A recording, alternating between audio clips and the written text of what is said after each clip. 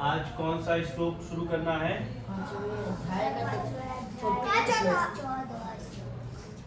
14वां श्लोक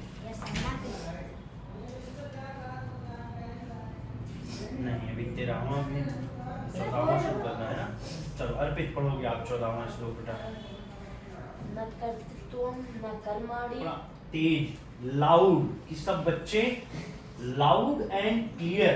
लाउड मतलब होता है तेज और क्लियर मतलब होता है स्पष्ट, साफ साफ प्रोनाउंसिएट करिए कि सब बच्चे अच्छे से समझ पाए, उच्चारण ऐसा हो कि सभी को एक एक अक्षर समझ में आए। ठीक है, चलिए। न कर्तृत्वं न कर्तृत्वं न कर्माणि लोकस्य सृजति प्रभुः न कर्म फल संयोगम स्वभावस्तु प्रवर्तते। चलिए हमारे बाद आप लोग पढ़ेंगे न कर्तृत्वं न कर्माणि लोकस्य सृजति प्रभु न कर्म फल संयोगम स्वभावस्तु प्रवर्तते। परमेश्वर मनुष्यों के ना तो कर्तापन की, न कर्मों की और न कर्म फल के संयोग की ही रचना करते हैं, किंतु स्वभाव ही बरत रहा है।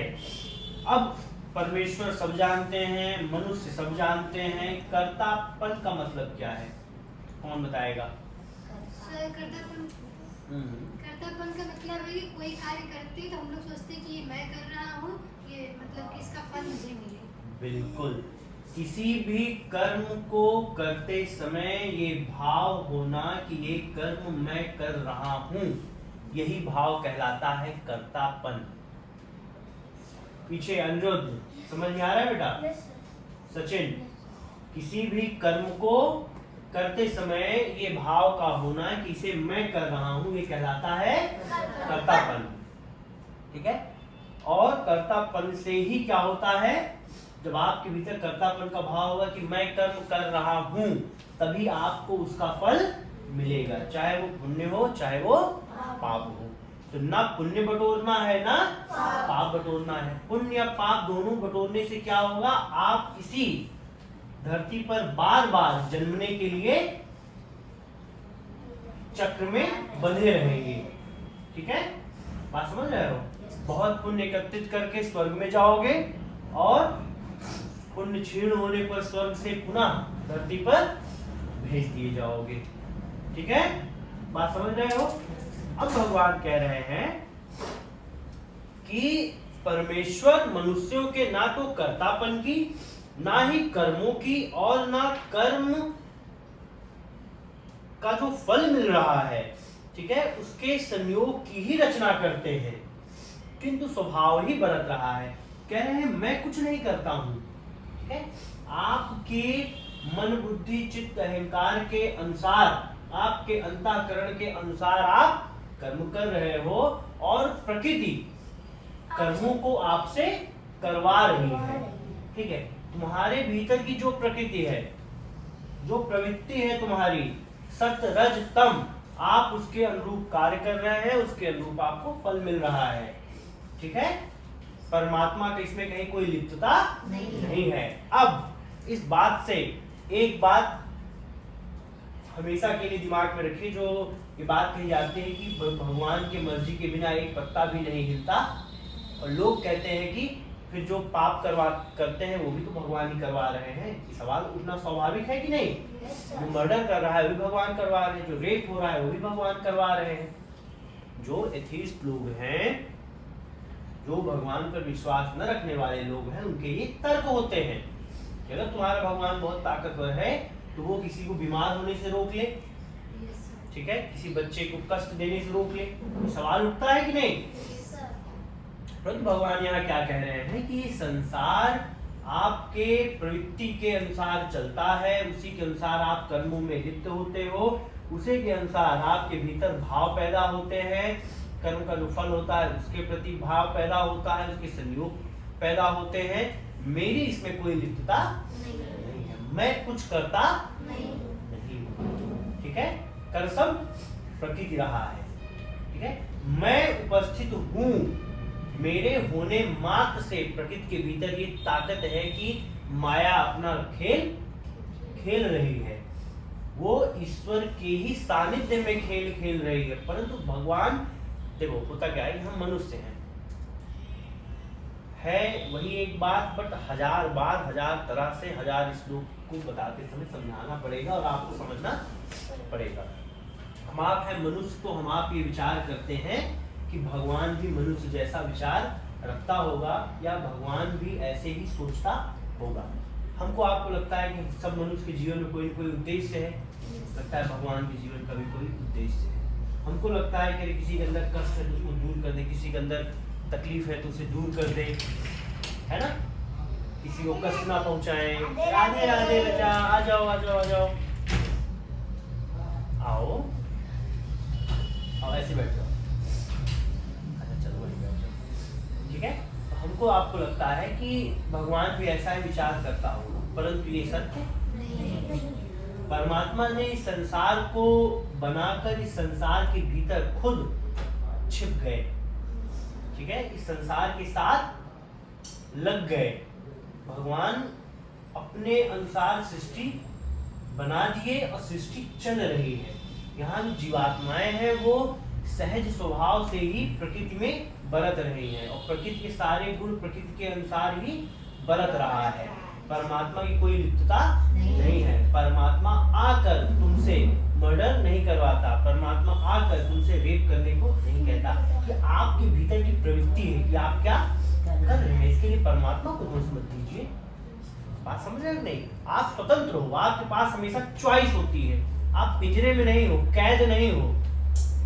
ठीक है, आपके पास चॉइस है कि आप क्या चुनो। आपके पास बहुत सारे जो है ऑप्शंस हैं, ठीक है, विकल्प है आपके पास, अनगिनत विकल्प है। एक मनुष्य के पास अनगिनत विकल्प है। ठीक है, कौन समझ पा रहा है इस चीज को? आप सुबह उठते हो तो आपके पास अनगिनत विकल्प होते हैं, क्या करना चाहिए क्या नहीं। परंतु कोई सुबह जल्दी उठता है, कोई सुबह देर से उठता है, कोई विद्यालय जाने में, कोई स्कूल जाने में कोई नाटक नहीं करता, कोई बहुत नाटक करता है, कोई खुशी खुशी जाता है, कोई खुशी खुशी नहीं जाता, कोई जाता भी है कोई नहीं जाता। ठीक है, क्यों होता है ऐसा? कभी विचार करो, क्यों होता है ऐसा? आपके भीतर की जो प्रवृत्ति है उसके अनुसार ही चीजें होती हैं। बात समझ रहे हो? बोलो। एक ही विद्यालय में एक ही सब्जेक्ट पढ़ने वाले 100 बच्चे एक तरह से उस चीज को नहीं सीखते। क्यों? अलग अलग प्रवृत्ति के हिसाब से वो बरतता है। अब संस्कार शाला आने के लिए किसी कोई बहुत उत्साहित होता है, कोई घोसे घोसे आता है, कोई 10 बार बोलने चिल्लाने के बाद भी नहीं आना चाहता है ना? अनुकूल बोलो, है ना? क्यों होता है ऐसा? ये आपके भीतर की प्रवृत्ति है। आप चुनाव करते हो कि आपको क्या करना है, और चुनाव किस बेसिस पर करते हो? आपकी जैसी प्रवृत्ति। आपको चुनाव हमेशा वैसा ही होता है जिसमें उस मनुष्य को आनंद मिले, उसे सुख मिले, उसे बेहतर महसूस हो। ठीक बात समझ रहे हो नहीं? वही चुनाव करता है वो। अब किस चीज में उसको बेहतर महसूस हो रहा है, ये उसकी प्रवृत्ति निर्धारित करेगी।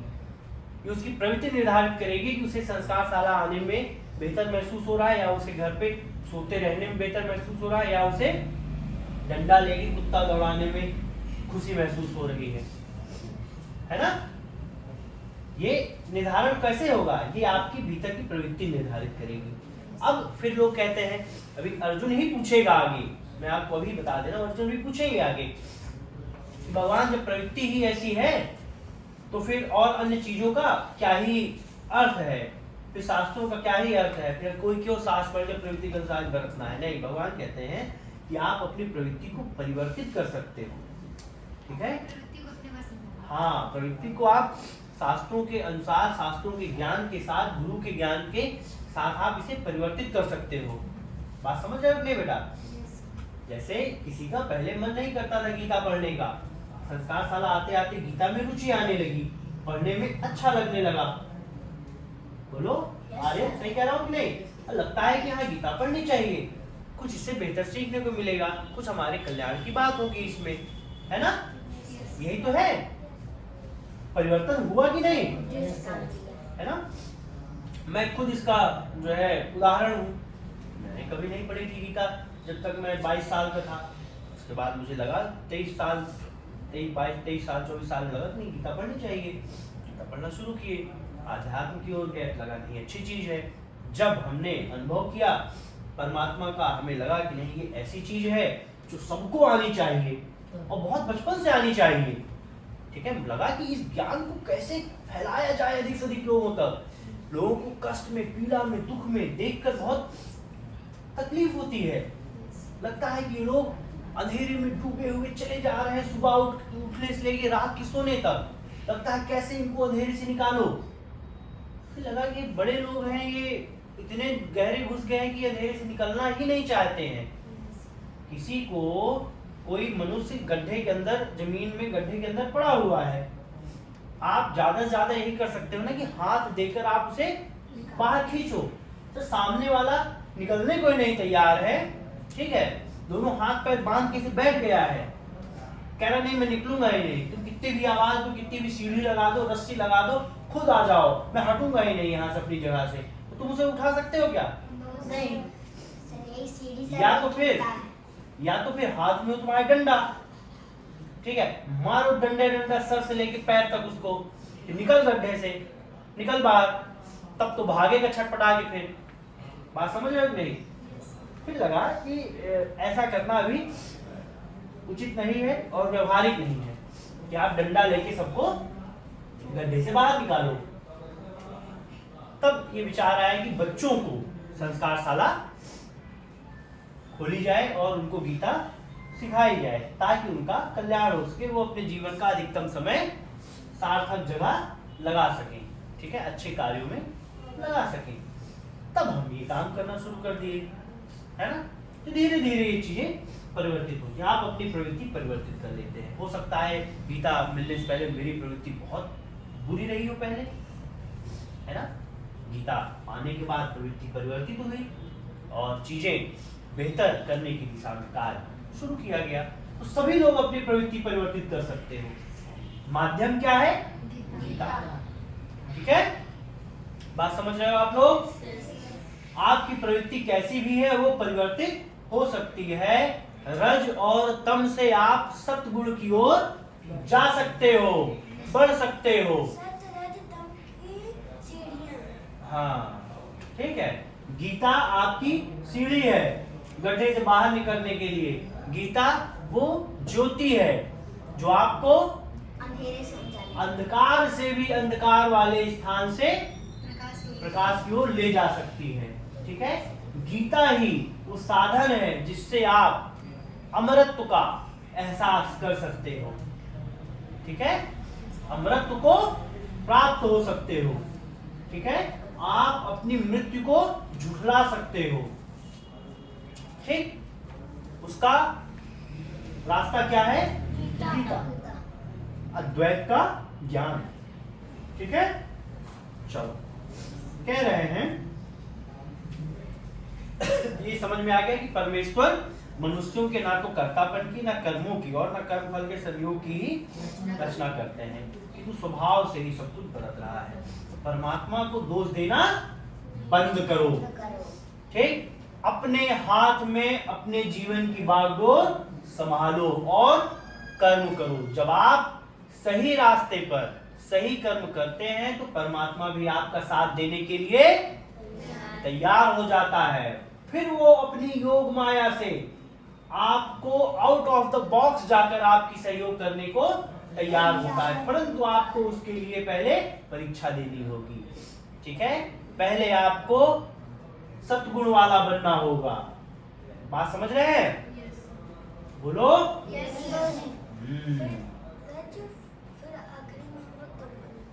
नहीं बेटा, तम नहीं बनना है, सत्य ही बनना है।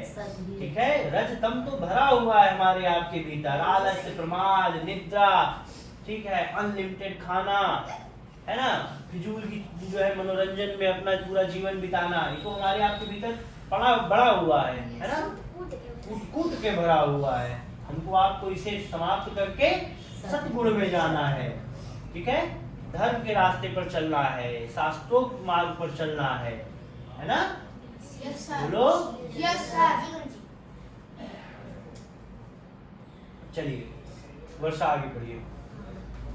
न दत्ते कश्चित् पापं न चैव सुकृतं विभुः अज्ञानेनावृतं ज्ञानं तेन मुह्यन्ति जन्तवः। सर्वव्यापी परमेश्वर भी न किसी के पाप कर्मों को और न ही किसी के शुभ कर्मों को ही ग्रहण करता है, किंतु अज्ञान के द्वारा ज्ञान ढका हुआ है, उसी से सब अज्ञानी मनुष्य मोहित हो रहे हैं। चलिए मेरे बात पढ़ेंगे आप लोग। ना दत्ते कस्यचित् पापं न चैव सुकृतं विभुः अज्ञानेनावृतं ज्ञानं तेन मुह्यन्ति जन्तवः।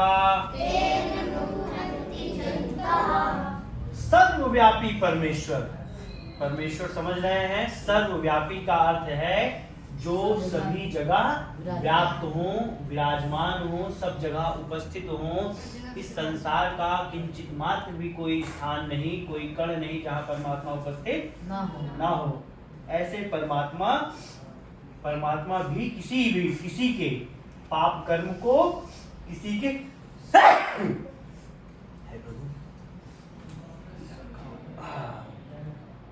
सर्वव्यापी परमात्मा भी न किसी के पाप कर्म को, न किसी के शुभ कर्म को ही ग्रहण करता है, किंतु अज्ञान के द्वारा ज्ञान ढका हुआ है, उसी से सब अज्ञानी मनुष्य मोहित हो रहे हैं। कह रहे हैं परमात्मा ना तो किसी के पाप के कर्म को, ना तो शुभ कर्म को ही ग्रहण करता है। अर्थात परमात्मा को तुम्हारे पाप या पुण्य से कोई फर्क पड़ता नहीं, वो अपने साथ स्वभाव में स्थित है बस। ठीक, अज्ञानता के कारण ज्ञान ढका हुआ है और सब उसी अज्ञानता से मोहित हो रहे हैं। उनको ऐसा लगता है कि परमात्मा को बहुत फर्क पड़ता है पाप या पुण्य से। परमात्मा को कोई फर्क नहीं पड़ता। परमात्मा ऊर्जा पुंज रूप में अपनी अवस्था में स्थित है। बात समझ रहे हो कि नहीं आप लोग? बोलो। अज्ञानता के कारण ज्ञान ढका हुआ है, इसी अज्ञानता से लोग मोहित हो रहे हैं। अज्ञानता से क्या होगा?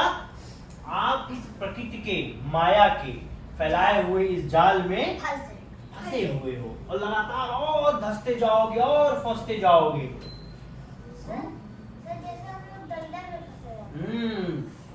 प्रकृति दलदल ही है, आप इसमें फंसे हुए हो, बहुत गहरे से फंसे हुए हो। मतलब प्रकृति में जो चीजें दिखती हैं, जो चीजें हो रही हैं, आप उसी को सत्य मानकर फंसे हुए हो। ठीक है, उस परमात्मा तत्व को जो आपके शरीर से, आपके मन बुद्धि चित्त अहंकार से परे है, उसको देखने और विचारने का प्रयत्न ही नहीं करते। ठीक है, मैं आप लोगों को कितनी बार कहता हूँ कि रोज आधा घंटा ध्यान किया करो। ठीक है, समय निकालो। ठीक है, अभी समय नहीं मिलेगा, जीवन में कभी भी समय नहीं मिलेगा। ध्यान रखिए, ये समय सबसे उत्तम है ध्यान को शुरू करने का। ठीक है, तो ध्यान में क्या करना है ये हमने बताया है आपको पहले। उस परमात्मा तत्व को विचार करना है। ठीक है, बात समझ रहे हैं कि नहीं? सब लोग ध्यान का समय निश्चित करो। 10 मिनट रोज करता हूं। हाँ, 10 मिनट रोजाना कम से कम शुरू करो। ठीक है, चलो। कह रहे हैं उस अज्ञानता से ही सभी अज्ञानी मनुष्य मोहित हो रहे हैं, ज्ञानी जन मोहित नहीं हो रहे हैं। ठीक है, जिसे परमात्मा को तत्व से जानने वाला जो मनुष्य है वो मोहित नहीं होता। आगे क्या कहते हैं? आयुष पढ़ेगा। ज्ञानेन तु तद्ज्ञानं येषां नासितं आत्मनः तेषाम् आदित्यवत् ज्ञानं प्रकाशति तत्परम्। सब लोग ताली बजाओ आयुष के लिए। परंतु जिनका वह अज्ञान परमात्मा के तत्व ज्ञान द्वारा नष्ट कर दिया गया है, उनका वह ज्ञान सूर्य के सदृश उस सच्चिदानंद घन परमात्मा को प्रकाशित कर देता है। मेरे बात पढ़ेंगे आप लोग। ज्ञानेन तु तज्ज्ञानम् येषां नाशितमात्मनः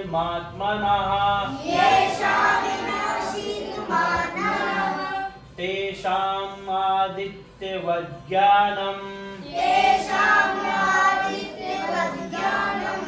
प्रकाशयति तत्परम्। परंतु जिनका वह ज्ञान परमात्मा के तत्व ज्ञान द्वारा नष्ट कर दिया गया है, उनका वह ज्ञान सूर्य के सदृश उस सच्चिदानंद घन परमात्मा को प्रकाशित कर देता है। कह रहे हैं पहले श्लोक क्या बोले?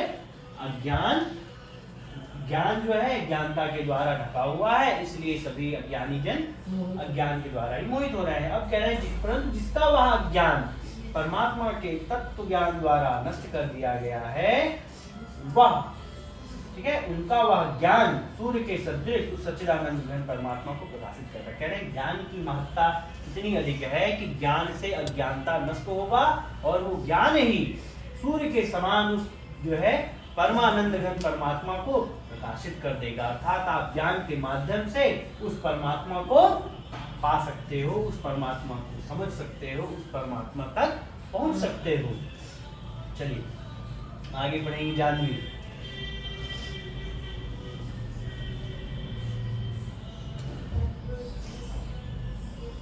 चलो मैं पढ़ रहा हूँ, मेरी बात पढ़िए आप लोग, ठीक है।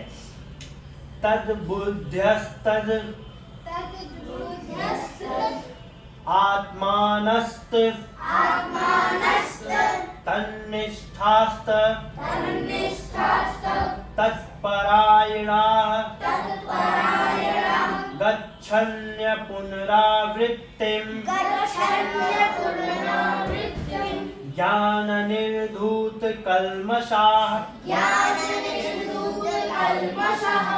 कहते हैं जिनका मन तद्रूप हो रहा है, जिनकी बुद्धि तद्रूप हो रही है और सच्चिदानंद घन परमात्मा में ही जिनकी निरंतर एक ही भाव से स्थिति है, ऐसे तत्परायण पुरुष ज्ञान के द्वारा पाप रहित होकर अपुनरावृत्ति को अर्थात परम गति को प्राप्त हो रहे हैं। तद्रूप का अर्थ क्या है? पेट। हाँ,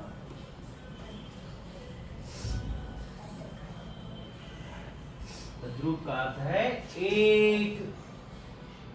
एक ही निश्चय वाला, एक ही परमात्मा की ओर बढ़ने वाला, केंद्रित होने वाला, ठीक है, स्थिर होकर, जिसका मन, जिसकी बुद्धि स्थिर होकर एक ही परमात्मा को ध्यान करने वाली है, एक ही परमात्मा को आश्रय मानने वाली है और सच्चिदानंद घन परमात्मा में ही जिसकी निरंतर एक भाव से स्थिति है, ऐसे तत्परायण पुरुष ज्ञान के द्वारा पाप रहित हो जाते हैं।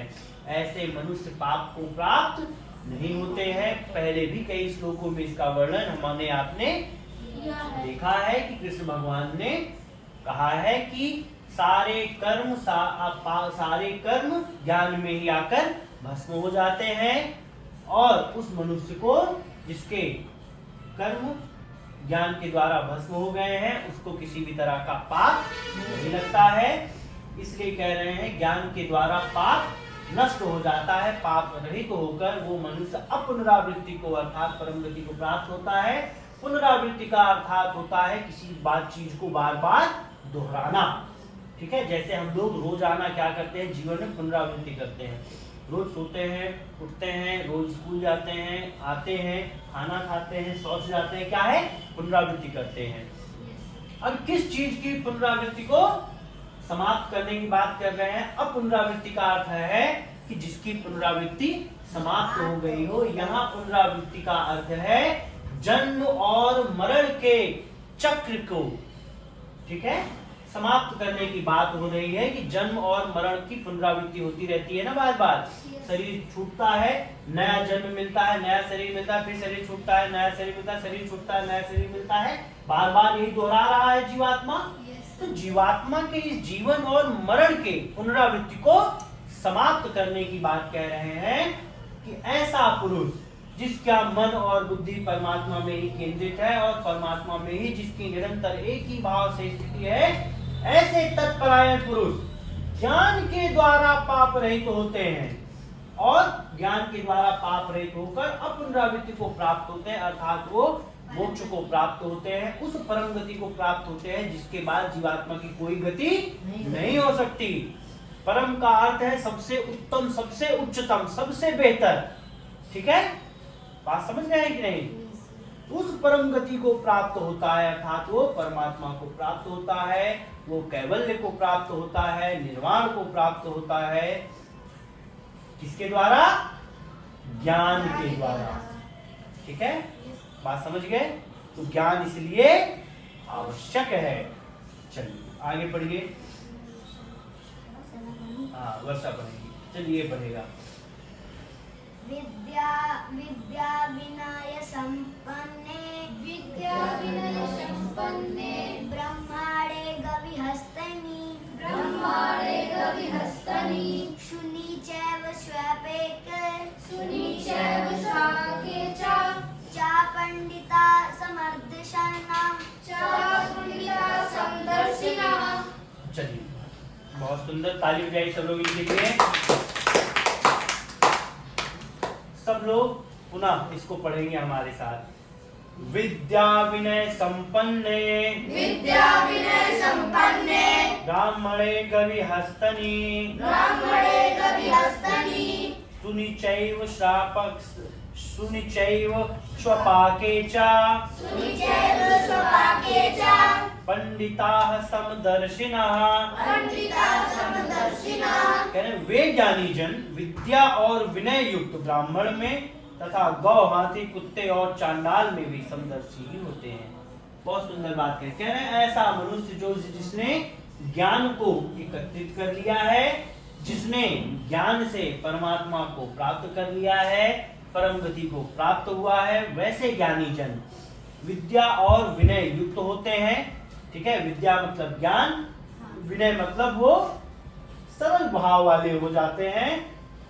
ब्राह्मण में अर्थात महान ज्ञानी में, गाय में, हाथी में, कुत्ते में, चांडाल में, चांडाल मतलब मनुष्यों में जब जो सबसे निष्कर्म करने वाले होते हैं, जिनको जो शरीर को, मृत शरीर को जो जलाने वाले होते हैं, उनको चांडाल कहते हैं। उस कर्म को करने वाले में भी समदर्शी ही होते हैं, अर्थात वो मनुष्यों में चाहे ब्राह्मण हो, चांडाल हो, गौ हो, पशु हो, पक्षी हो, ठीक है, सब में एक समान भाव रखते हैं। क्यों? क्योंकि सभी में परमात्मा एक समान रूप से विद्यमान होते हैं। वो सभी में परमात्मा को ही देखते हैं, क्योंकि बाहर से, शरीर से तो सब भिन्न है, शरीर के कर्म से तो सब भिन्न है, परंतु आत्मा से सब क्या है? एक है। सचिन और अनिरुद्ध, सुन रहे हो बेटा आप लोग? शरीर के रूप में तो हम सब भिन्न भिन्न हैं, बोलो। चेहरा सबका भिन्न भिन्न है, शरीर की लंबाई चौड़ाई सबकी भिन्न भिन्न है, परंतु आत्मा भीतर से सब में एक है। अब अगर आप मनुष्यों से जानवरों में जाते हैं, चाहे वो हाथी हो, कुत्ता हो, पक्षी हो, गिद्ध हो, कौवा हो, चील हो, चींटी हो, वनस्पतियां हो, इन सब में भी क्या है? आत्मा एक है। ठीक है, सब में परमात्मा एक समान ही विद्यमान है। तो सभी में समदर्शी होना चाहिए। समदर्शी कैसे होंगे? जब आप ज्ञान के द्वारा परमात्मा को प्राप्त होंगे। अर्पित, आगे पढ़िए। अब आपको एक और बात क्या समझ में आई इससे, कि जो भी मनुष्य ये दंभ रखता है कि वो बहुत ज्ञानी है, जो भी मनुष्य ये दंभ रखता है कि वो बहुत ज्ञानी है, और वो फिर भी ऐसी बात करता है जिससे समाज में, जिससे इस धरती में वो अलगाव की बात करता है, वो विभाजनकारी बात करता है, वैसी बात करता है, तुम फला धर्म के, तुम फला जात के, तुम फला रंग के, तुम फला शरीर के, तुम फला लिंग के, तुम मनुष्य हो, तुम्हारे लिए अलग नियम, जानवरों के लिए अलग नियम। ठीक है, जो मनुष्य जो ऐसी बातें करता है, क्या वो वास्तव में ज्ञानी हो सकता है? क्या बोलो? क्योंकि उसे अभी आत्म तत्व का ज्ञान है ही नहीं। चलिए आगे बढ़िए। जो सिर्फ एक ओंकार की बात करे, एक परमात्म तत्व की बात करे, उसे ही ज्ञानी समझना चाहिए। उसी को गुरु मानना चाहिए, उसी से ज्ञान लेना चाहिए। चलिए आगे बढ़िए। यह वितैर जिता सर्गो ये साम ये स्थितम मना निर्दोषम ही सम ब्रह्मा तस्माद ब्रह्मादित्य स्थितम। जिनका मन समभाव में स्थित है, उनके द्वारा इस जीवित अवस्था में ही संपूर्ण संसार जीत लिया गया है, क्योंकि सच्चिदानंद घन परमात्मा निर्दोष और सम है। इससे वे सच्चिदानंद घन परमात्मा ही स्थित है। परमात्मा में ही। चलिए हमारे बाद आप लोग पढ़ेंगे इहैव तैर्जिता सर्गो येषां साम्ये स्थितं मनः निर्दोषं हि समं ब्रह्म तस्माद् ब्रह्माणीत्य स्थिता। जिनका मन समभाव में स्थित है, उनके द्वारा इस जीवित अवस्था में ही संपूर्ण संसार जीत लिया गया है, क्योंकि सच्चिदानंद घन परमात्मा निर्दोष और सम है। इससे वे सच्चिदानंद घन परमात्मा में ही स्थित है। इसका अर्थ समझाएंगे आयुष। जिनका मन समभाव में स्थित है, उनके द्वारा इस जीवित अवस्थाओं में संपूर्ण संसार जीत लिया है, क्योंकि सच्चिदानंद परमात्मा निर्दोष और सम है। इससे वे सच्चिदानंद परमात्मा ही स्थित है। जिनका मन समभाव में स्थित है, मतलब कि जिनका मन जाता नहीं है कि मेरे पास इतना पैसा हो, मैं बस उनको जो मिले वो मतलब कि खाते पीते रहते, जो उनको मिल जाए। नहीं, हमको आपको देखना है कि संदर्भ में बात हो रही है, उस संदर्भ में सब चीज का अर्थ निकाल के हमको बात करनी है।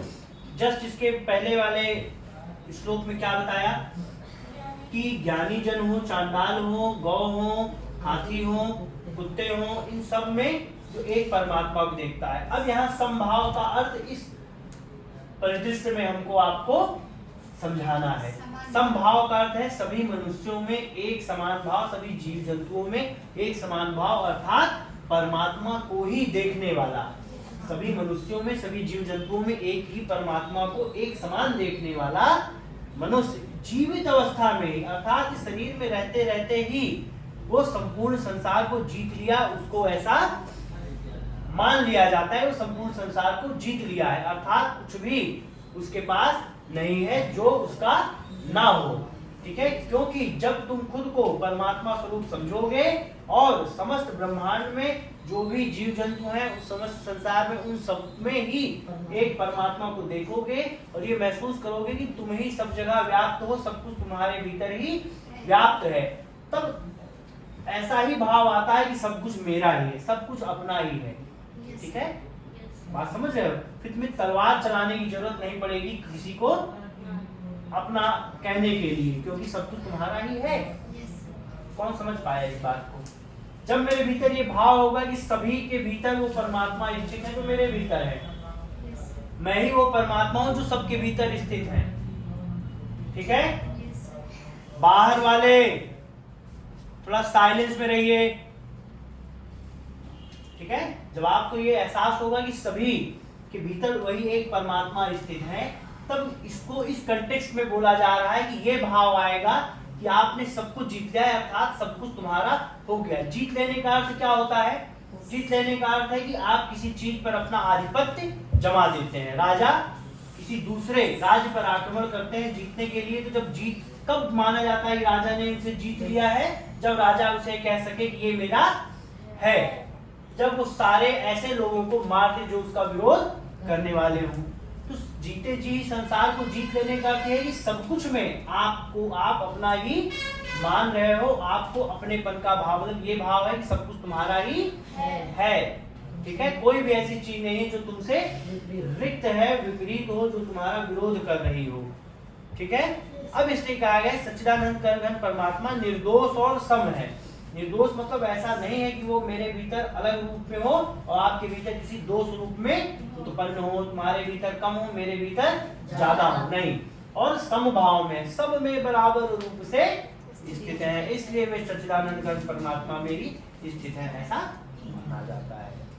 चलिए आगे इसके पढ़ेंगे,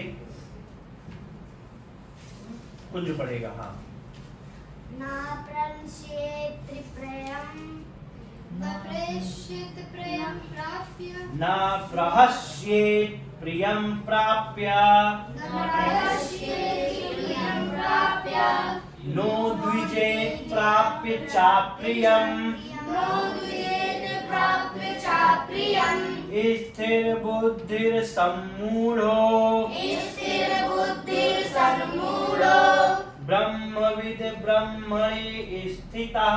ब्रह्मविद् ब्रह्मणि स्थितः। जो पुरुष प्रिय को प्राप्त होकर हर्षित नहीं हो और अप्रिय को प्राप्त होकर उद्विग्न न हो, वह स्थिर बुद्धि संशय रहित ब्रह्मवेत्ता पुरुष सच्चिदानंद घन परमात्मा में, परब्रह्म परमात्मा में एक ही भाव से नित्य स्थित है। किसी को सच्चिदानंद घन परमात्मा में एक ही भाव से नित्य स्थित है, कैसे समझ में आएगा? कौन है ऐसा? जो पुरुष जब प्रिय प्राप्त होता है तो बहुत हर्षित नहीं हो और अप्रिय को, मतलब प्रिय मतलब ऐसी चीज जो उसे पसंद हो, उसके मन का हो, उसे प्राप्त होकर बहुत हर्षित ना हो, और ऐसी वस्तु जो वो चाहता ना हो, जो उसके लिए अप्रिय हो, उसे प्राप्त होकर बहुत उद्विग्न ना हो, वह स्थिर बुद्धि संशय रहित ब्रह्मवेत्ता पुरुष सच्चिदानंद घन परब्रह्म परमात्मा में एक ही भाव से नित्य स्थित है। ठीक है, वो मनुष्य क्या कहलाता है? स्थिर बुद्धि, जिसकी बुद्धि स्थिर है, संशय रहित, अर्थात उसे किसी प्रकार का संशय नहीं है कि मैं कौन हूँ, परमात्मा कौन है, ये जगत क्या है, इस भाव में किसी प्रकार का उसे स्थित संशय नहीं है। ब्रह्मवेत्ता अर्थात ब्रह्म को ठीक ठीक जानने वाला है, वह पुरुष सच्चिदानंद घन परब्रह्म परमात्मा में एक ही भाव से नित्य स्थिति है, ऐसा मानना चाहिए। चलिए उसके आगे पढ़ेंगे। बाह्य स्पर्शेष्वस आत्मा विन्द्यत् विन्द्यत्यात्मनि यत् सुखम् स ब्रह्म योग युक्तात्मा सुखम क्षयमश्नुते। कह रहे बाहर के विषयों में आसक्ति रहित अंतःकरण वाला साधक आत्मा में स्थित जो ध्यान जनित सात्विक आनंद है उसको प्राप्त होता है। तदनंतर वह सच्चिदानंद घन परब्रह्म परमात्मा के ध्यान रूप योग में अभिन्न भाव से स्थित पुरुष अक्षय आनंद का अनुभव करता है। बहुत ध्यान से इसका समझेंगे। जो मनुष्य बाहर के विषयों में आसक्त है, बाहर के विषय जो बात हो रही है, तो यहाँ शरीर और संसार दोनों की बात हो रही है। आत्मा से अतिरिक्त जो भी है वो सब कुछ क्या है?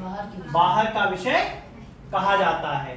ठीक है, कह रहे हैं बाहर के विषय में जो आसक्ति से रहित हो, अर्थात उसे शरीर के इंद्रियों को किसी भी प्रकार पोषण करने के लिए किसी भी प्रकार की आसक्ति ना हो। ठीक है, ऐसा साधक जो आत्मा में स्थित हो और जो ध्यान जनित सात्विक आनंद है उसको प्राप्त होता है।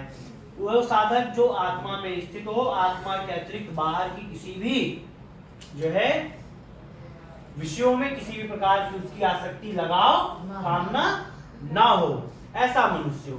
और जो ध्यान जनित सात्विक आनंद है उसको प्राप्त होता है। ध्यान के बाद जो आनंद सात्विक आनंद है उसको प्राप्त होता है। शराब पीने के बाद भी लोग कहते हैं इसको प्राप्त होता है, आनंद मिलता है। ठीक, ऐसा भोजन जो तमस बढ़ाए, ठीक है, उसको भोजन को करने के बाद भी लोगों को लगता है उन्हें आनंद प्राप्त होता है, वैसा आनंद नहीं, सात्विक आनंद, ऐसा आनंद जो ब्रह्म तक ले जाने वाला हो, ऐसा आनंद जो परमात्मा को के सानिध्य में रहने पर मिलता है, परमात्मा में स्थिर होने पर मिलता है। उस सात्विक आनंद को जो साधक प्राप्त होता है, उस आनंद को प्राप्त होता है, वह पुरुष सच्चिदानंद घन परब्रह्म परमात्मा के ध्यान रूप योग में अभिन्न भाव से स्थित पुरुष अक्षय आनंद का अनुभव करता है। वो मनुष्य क्या होता है? ध्यान रूप योग में अभिन्न भाव से स्थित पुरुष। अभिन्न भाव मतलब ऐसा भाव जो फिर कभी अलग नहीं किया जा सकता। एक बार अगर आपने उस परमात्मा के आनंद का अनुभव किया तो आपको उस आनंद से कोई अलग नहीं कर सकता है। ठीक है? उस अभिन्न भाव से स्थित पुरुष अक्षय आनंद का अनुभव करता है। अक्षय मतलब ऐसा आनंद जिसका कभी क्षय नहीं हो सकता, ऐसा आनंद जो कभी समाप्त नहीं हो सकता, मिट नहीं सकता, ऐसा आनंद जो कभी अपनी स्थिति से 1% भी कम नहीं हो सकता। वैसे परम आनंद का अनुभव प्राप्त करता है। उस परम आनंद का अनुभव प्राप्त करने के लिए आपको सर्वप्रथम ज्ञान की जरूरत है। ज्ञान के द्वारा आप पाप रहित होंगे। कर्मों में, कर्म के फलों में आपकी आसक्ति समाप्त होगी। बाह्य विषयों में आत्मा के अतिरिक्त आपकी आसक्ति समाप्त होगी। आप सभी मनुष्य और जीव जंतुओं में समता के भाव को देखेंगे और समता के भाव से स्थित होकर आप ध्यान के माध्यम से उस परम तत्व का अनुभव प्राप्त कर सकते हैं। उस अक्षय आनंद को प्राप्त कर सकते हैं। अभिन्न भाव से उस आनंद को सदा सर्वदा अपने अंतःकरण में आप महसूस कर सकते हैं और आप जीते जी ही सशरीर उस ब्रह्म को प्राप्त हो सकते हैं। ठीक है? चलो आगे कहते हैं, ये ही संस्पर्शजा भोगा दुख यो नय एवते आद्यन्तवन्तः कौन्तेय न तेषु रमते बुधः।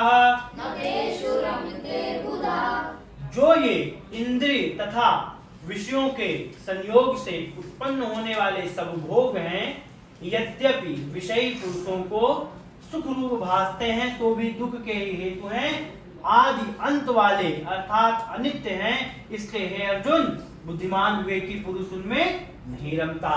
कह रहे किस भगवान अर्जुन को समझा रहे हैं? जो ये इंद्रिय तथा विषयों के संयोग से उत्पन्न होने वाले सब भोग हैं, आत्मा के आनंद के अतिरिक्त इस संसार में जो कुछ भी है वो आप अपने इंद्रियों से भोगते हैं। इंद्रिय और विषय के संयोग से ही सारे भोग उत्पन्न होते हैं। हमने उदाहरण कई बार समझाया है। रसगुल्ला बाहर रखा हुआ है, आपको उसका स्वाद नहीं महसूस होगा जब तक उस रसगुल्ला रूपी विषय आपके जीवा रूपी इंद्रिय के साथ उसका संबंध नहीं होता, उसका संयोग नहीं होता। ठीक है? जब उस बाहरी विषय और इंद्रिय का संयोग होता है तब उस भोग से जो सुख उत्पन्न होता है वो क्षण भर के लिए तो मनुष्य को सुख रूप भासते हैं, परंतु वो अंत में सदैव ही दुख के रूप हैं। इस बात को सभी लोग भली भांति समझिए। इस संसार के जितने भी भोग विषय हैं, जब वो इंद्रियों के संयोग से आते हैं, में मिलते हैं, इंद्रियों के साथ उनका संयोग होने पर जो सुख मिलता है वो क्षणिक रूप से आपको भले सुख रूप भासे, सुख रूप महसूस हो, परंतु अंतकाल में वो सदा सर्वदा ही दुख के कारण होते हैं। कह रहे हैं और आदि और अंत वाले होते हैं। सारे सुख उत्पन्न होते हैं और समाप्त होने वाले हैं। कोई भी सुख ऐसा नहीं है, कोई भी भोग ऐसा नहीं है जो आदि और अंत वाला ना हो। जिसका आदि होगा उसका अंत होगा, जिसका आदि होगा उसका अंत होगा ही। ठीक है? और क्या बता रहे हैं? अनित्य है। अनित्य है अर्थात वो सुख कभी पहले था नहीं और ना ही अंत में भी वो सुख बना रहेगा। आप लोग इस उम्र में यहाँ तक पहुंचे हैं, आप बताइए इस संसार में जो कुछ भी आपको भोग के लिए मिला, चाहे वो कपड़ा हो, मकान हो, गाड़ी हो, पैसा हो, भोजन हो, ठीक है, या कोई कुछ भी हो, ठीक है, क्या कभी ऐसा रहा कि वो सुख आपको अनंत काल तक रहने वाला हो? नहीं। एक वस्त्र पहनेंगे, एक बार के लिए उसका सुख रहेगा, अगली बार से उसका सुख हमेशा कम होता रहेगा, एक बार तो सुख समाप्त हो जाएगा। सारे सुख उत्पन्न होने वाले और नष्ट होने वाले हैं, सारे सुख अनित्य हैं और समाप्त होने वाले हैं। इसलिए हे अर्जुन, जो मनुष्य बुद्धिमान होता है, विवेकशील होता है, अर्थात जो तर्क के आधार पर चीजों का निर्णय करने वाला होता है, वो मनुष्य बाहरी भोग पदार्थों में रमता नहीं है। चलिए आगे कहते हैं, शक्रोति हैव यः सोढुम् प्राक्तः शरीर विमोक्षणात् काम क्रोधोद्भवं वेगम् संयुक्ता सा सुखी नरः। कह रहे हैं, जो साधक इस मनुष्य शरीर में शरीर का नाश होने से पहले ही काम क्रोध से उत्पन्न होने वाले वेग को सहन करने में समर्थ हो जाता है, वही पुरुष योगी है और वही सुखी रहता है। इस बात को बहुत अच्छे से कंठस्थ कर लीजिए। इस शरीर के छूट जाने पर जीवात्मा के कल्याण के लिए आप कुछ भी नहीं कर सकते हो। इसलिए भगवान इस शरीर में ही जब तक जीवात्मा है, मनुष्य शरीर में, तब ही इस जीवात्मा के कल्याण की बात कहते हैं कि जीवात्मा का कल्याण इस शरीर में ही संभव है। उसका उदाहरण देते हुए भी कहते हैं कि जो साधक इस मनुष्य के शरीर में ही शरीर का नाश होने से पहले ही काम और क्रोध से उत्पन्न होने वाले वेग को सहन करने में समर्थ हो जाता है। काम अर्थात कामना, इस संपूर्ण विश्व में जितने भी भोग पदार्थ हैं, विषय हैं, ये आपके भीतर कामना पैदा करती है। प्रकृति आपके भीतर कामना पैदा करती है, ठीक है। प्रकृति आपके भीतर कामना पैदा करती है कि आप ये भोगो, आप इस चीज को पाओ, कितना अधिक से अधिक इस संसार को एकत्रित करो, कितना इसका भोग करो। प्रकृति आपसे करवाना चाहती है, ठीक है, बात समझ रहे हैं। और वो कामना न पूरी होने पर क्रमबद्ध तरीके से समझाया कि भगवान ने कैसे कैसे आपको क्रोध उत्पन्न होगा।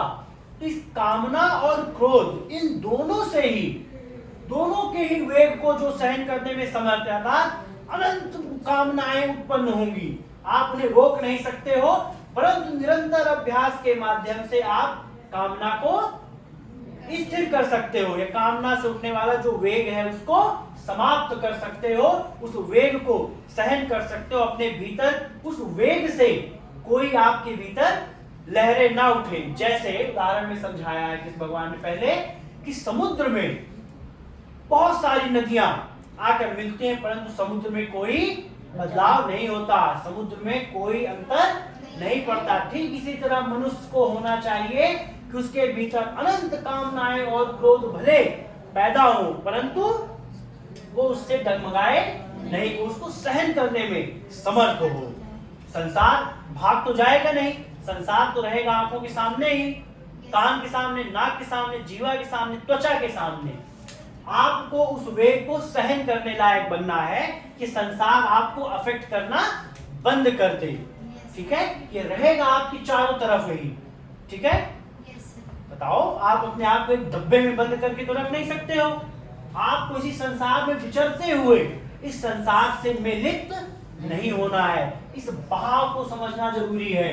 गीता आपको दंड कमंडल लेकर हिमालय पर जाने को नहीं कहती। गीता आपको सिखलाती है किस प्रकार इस संसार में रहते हुए, संसार के दायित्वों को पूरा करते हुए आप इस संसार से बिना लिप्त हुए भी अपना जीवन जी सकते हैं, प्रकृति से ऊपर उठ सकते हैं, जीवन को अपने संयम रूप बना सकते हैं, अपने इंद्रियों को, अपने जो है ज्ञानेंद्रियों को, कर्मेंद्रियों को, मन बुद्धि चित्त अहंकार को आप अपने वश में करके उस परमात्मा के स्तर पर खुद को महसूस करके इस संसार में एक सार्थक जीवन जी सकते हैं। गीता वो सिखलाती है कि एक मनुष्य रूप में आपका जीवन कैसे सार्थक हो सकता है। आप मनुष्य का तन पाकर भी जानवरों की तरह ही, ठीक है, जानवरों की तरह ही हर समय अनगिनत बार इस प्रकृति से अपने आप को अफेक्ट करवा के आप प्रतिक्रिया रूप में ही जीवन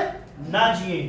ठीक है, आपको इस संसार से किसी भी प्रकार से आहत नहीं होना है। खुद के भीतर उस वेग को सहन करने की क्षमता को पैदा करना है। ठीक है, उस वेग से आपको आपके भीतर हलचल ना पैदा हो। बहुत सारे लोगों को आपने देखा है ना, किसी को छोटी सी बात कह दो और वो दिन भर, 2 दिन, हफ्ते भर, महीने भर उसे एक बात को सोचता रहता है। बोलिए, होता है कि नहीं? बहुत सारे लोग ऐसे होते हैं, आप कह दो, उन्हें पता है कि आप बुरा कह रहे हैं उनके विषय में, फिर भी वो बहुत अफेक्ट नहीं होते। ठीक, कोई बात नहीं, उन्हें पता है सब प्रकृति का खेल है। आप बहुत क्रोधित होकर अपना नुकसान कर रहे हैं, सामने वाले का नहीं। बात समझ रहे हैं कि नहीं? आप सब अपना नुकसान कर रहे हैं, आप और प्रकृति के जाल में बंधते जा रहे हैं। हमको आपको प्रकृति से ऊपर उठना है। प्रकृति तो ये करवाएगी, काम, क्रोध, लोभ, मोह, ये सब प्रकृति के गुण है। ये प्रकृति आपके भीतर माया है, ये प्रकृति का, ये आपके भीतर पैदा हो। ठीक है, ये होगा पैदा, परंतु आपको अपने आप को अपने वश में रखना है। ठीक है, ये तभी संभव है जब आप आत्म तत्व को गहराई से समझें, जाने। ठीक है, और कह रहे हैं जो इस काम और क्रोध से उत्पन्न होने वाले वेग को सहन करने में समर्थ है, वही पुरुष योगी है, वही असली योगी है और वही सुखी है। नहीं तो इस प्रकृति है, प्रकृति में भांति भांति के अज्ञानी लोग हैं, ये आपको परेशान करते रहेंगे और आप हमेशा दुखी होते रहेंगे। चलो आगे कहते हैं, यो अंता सुखो अंतराराम, यो अंता सुखो आत्मरामस्त स्थान ज्योतिरेवया। यो अंता सुखो अंतरारामस्त, यो अंता सुखो अंतरारामस्त तथांत ज्योतिर तथांत ज्योरि तथांत ज्योरत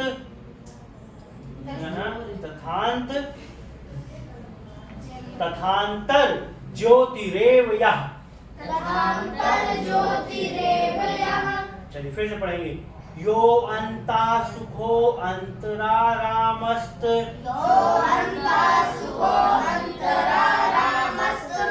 तथांत ज्योर अतिरेव यः। सयोगी ब्रह्म निर्वाणम् ब्रह्मभूतो अधिगच्छति। जो पुरुष अंतरात्मा में ही सुख वाला है, आत्मा में ही रमण करने वाला है तथा जो आत्मा में ही ज्ञान वाला है, वह सच्चिदानंद घन परम ब्रह्म परमात्मा के साथ एक ही भाव को प्राप्त सांख्योगी शांत ब्रह्म को प्राप्त होता है। कह रहे हैं जो पुरुष अंतरात्मा में ही सुख वाला है, पहले बताया कि आपको बाहरी संसार से, आत्मा के किसी बाहरी संसार के किसी भी भोगों में आपको आसक्ति नहीं रखनी है। अब कह रहे हैं जो पुरुष अंतरात्मा में ही सुख वाला है, अर्थात आपके भीतर जो आत्मा रूप परमात्मा स्थित है उसमें ही सुख वाला है और अपनी आत्मा में ही रमण करने वाला है, अर्थात आत्मा में ही ध्यान केंद्रित करके रहने वाला है, तथा जो आत्मा में ही ज्ञान वाला है, अर्थात जो आत्मा के ही ज्ञान के विषय में बात चर्चा परिचर्चा करने वाला है। सांसारिक ज्ञान से, सांसारिक बातों से उसे कोई फर्क नहीं पड़ता।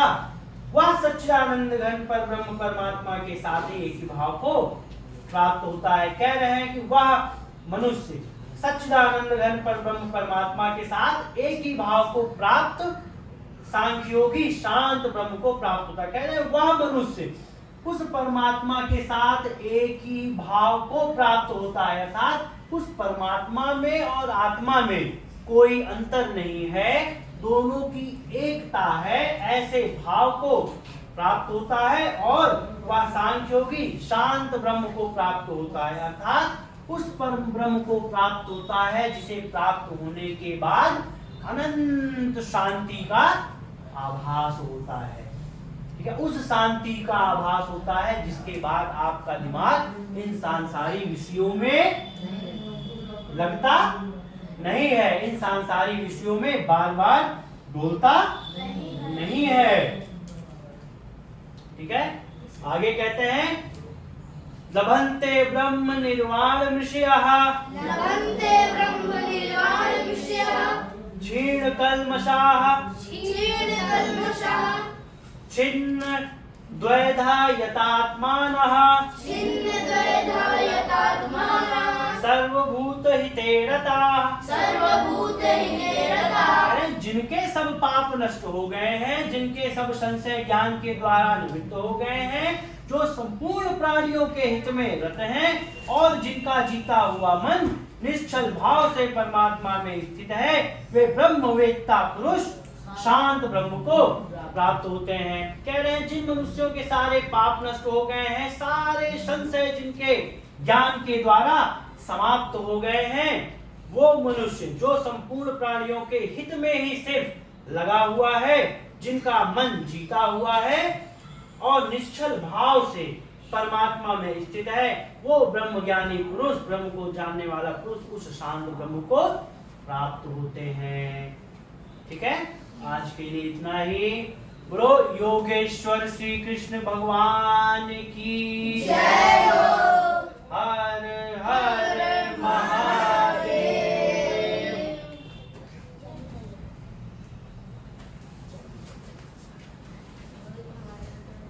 अयुति वाली